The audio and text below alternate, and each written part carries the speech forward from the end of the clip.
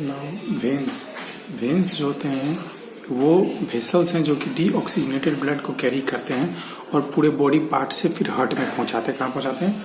Heart में। ठीक है। वेन्स के पास टीनी वन वे वाल्व्स होता है जो कि उसको फिर से बैकवर्ड प्रोवाइड करते हैं। क्या करते हैं?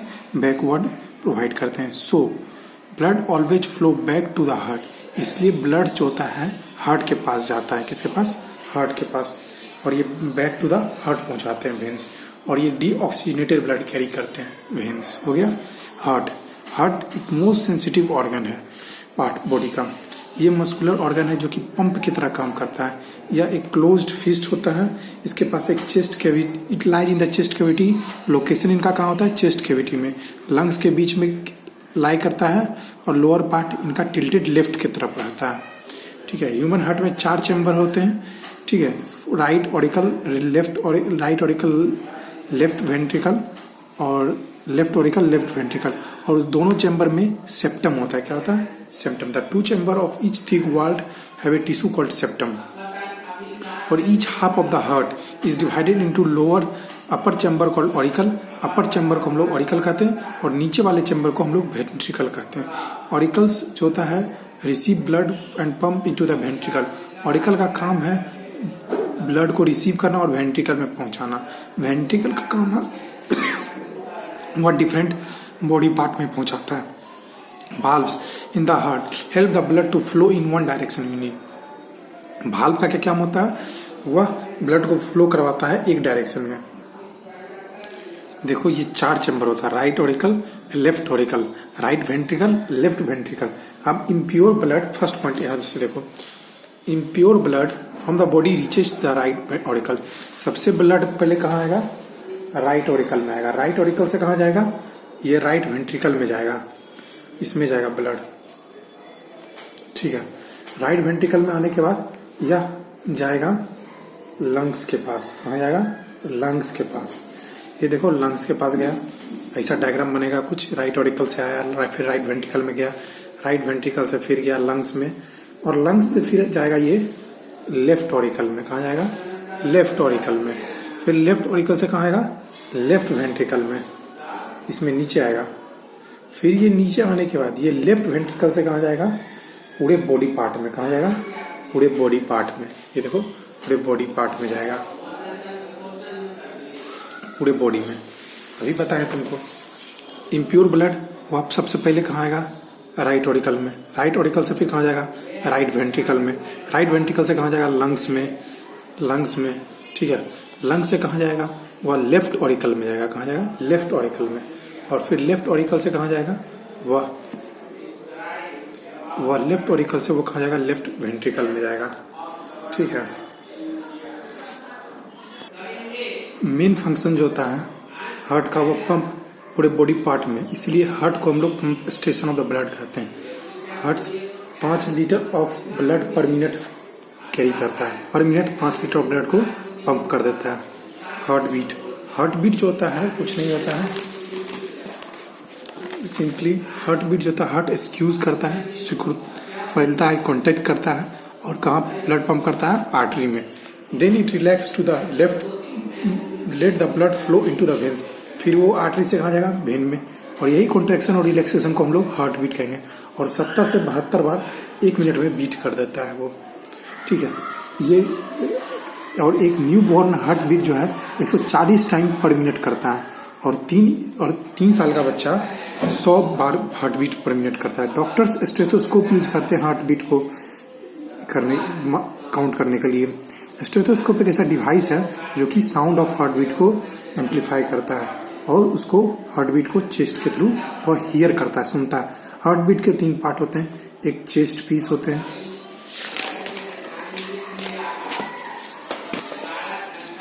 2 ईयर पीस होते हैं, और एक ट्यूब जो कि ज्वाइन कर रहा है उस चेस्ट पीस को ईयर पीस के थ्रू। ठीक है।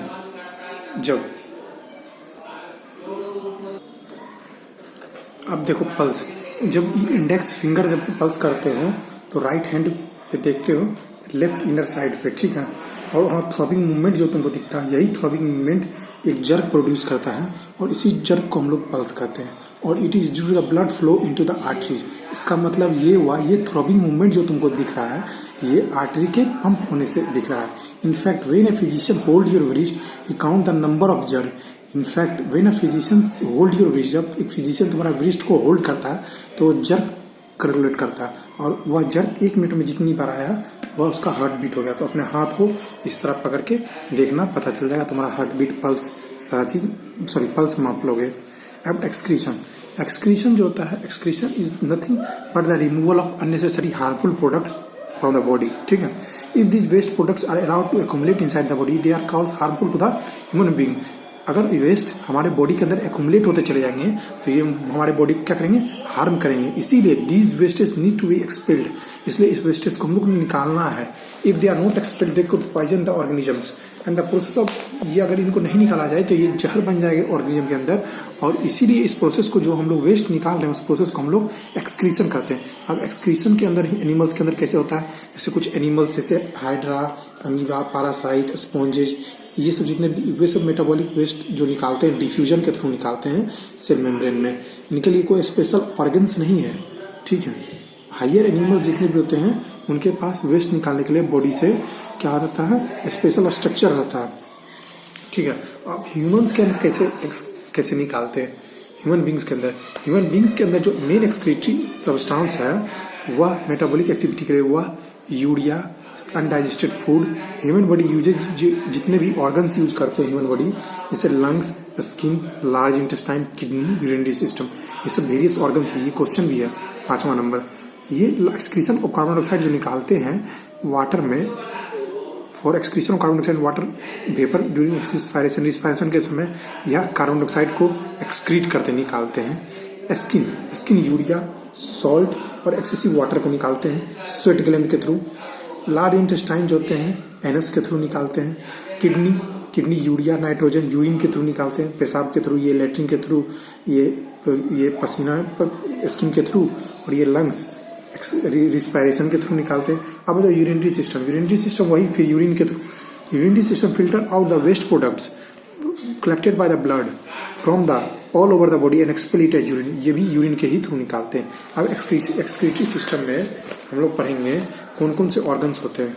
ठीक है, एक्सक्रीटरी सिस्टम में वेरियस ऑर्गन जैसे kidney, ureters, urinary bladder, urethra, ये सब क्या है, ऑर्गन्स है। किडनी के बारे में हम लोग पढ़ेंगे। किडनी क्या है, बीन शेप्ड ऑर्गन है। क्या है, बीन शेप्ड ऑर्गन्स। ये स्टोमक के नीचे रहते हैं और one on each side of spine के नीचे रहते हैं। और हर एक किडनी में हजारों नेफ्रॉन्स रहते हैं और नेफ्रॉन्स होते हैं स्मॉल कप और फनल होते हैं जो कि इनसे अटैच्ड रहते हैं। ठीक है, नेफ्रॉन क्या है, looks like a small cup और फनल, मतलब छोटा छोटा रहेगा।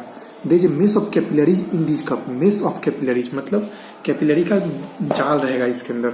Water and waste like urea and salt filter into the cup from the blood in the capillaries the way tea filters through a strain. जैसे कि छन्नी से चाय पत्ती को निकाला जाता है, उसी तरह इसमें इस नेफ्रॉन का काम भी यही है। पूरा यूरिन में यूरिया को जितने भी अच्छे कंटेंट उनको निकाल लिया जाए और जितने भी बुरे कंटेंट हैं उनको निकाल दिया जाए। ठीक है, blood cells and other large particles remain in the blood in the capillary the way tea leaves remain in the capillary. जैसे कि छन्ना में देखा जाता है जितने भी ब्लड सेल्स होते हैं और जितने भी बड़े पार्टिकल होते हैं उनको क्या किया जाता है, निकाल लिया जाता है। क्या किया जाता है, उनको निकाल लिया जाता है। ठीक है, द क्लीन ब्लड कहाँ गया, the clean blood leaves the kidney. Clean blood जो होता है वह किडनी को छोड़ देता है। While the wastage flow into the tube of the nephron. और जितने भी वेस्ट होते हैं ये वेस्ट वो नेफ्रॉन में चले आते हैं और ये वेस्ट जो होते हैं फिर यूरेटर में आएंगे, यूरेटर से फिर ब्लैडर में आएंगे और ब्लैडर से फिर यूरिन के फॉर्म में निकल जाते हैं, टॉयलेट के फॉर्म में। और यूरिन के अंदर 95% वाटर रहता है, 2 to 5% यूरिया रहता है और 2 to 5% वेस्ट प्रोडक्ट रहता है। ग्लूकोज इनके अंदर नहीं रहता है। ठीक है, अगर ग्लूकोज है तो मतलब पेशेंट सफरिंग फ्रॉम डायबिटीज नाम का बीमारी है, उसे वो सफर कर रहा है। ठीक है, ureter, a narrow tube called ureter from each side of the kidney, it joins the two kidney to the urinary bladder. एक नैरो ट्यूब को हम लोग यूरेटर कहते हैं जो कि इनर साइड ऑफ किडनी में रहता है और ये यूरिनरी ब्लैडर को ज्वाइन करता है। यूरिनरी ब्लैडर जो होता है एक बैग लाइक स्ट्रक्चर होता है। क्या होता है? बैग लाइक स्ट्रक्चर, जिसमें यूरिन स्टोर्ड रहता है। Urine passes away from the kidney to ureter into the urinary bladder. अब यूरिन इसी के थ्रू यूरिनरी ब्लैडर से पास करता है। Its size and position depend upon the amount of urine it contain. इनका size और पोजीशन यूरिन के depend करता है अमाउंट पे, मतलब यूरिन का अमाउंट कैसा है। Urethra leading from the bladder it goes pass into the urethra. अब जिसे हम लोग टॉयलेट करते हैं उसको हम लोग यूरेथ्रा कहते हैं। उसके थ्रू ये यूरिन को पास करते हैं। ठीक है।